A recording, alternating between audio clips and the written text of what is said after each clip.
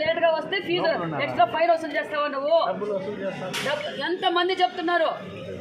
Phone pay చేయమంటావా నువ్వు అర్ధరాత్రి పోయి పొద్దుతోంది సాయంకాలం 7 గంటల పోయి నువ్వు అర్ధరాత్రికి వస్తే గేట్లు తెచ్చుకొని ఉండాలా?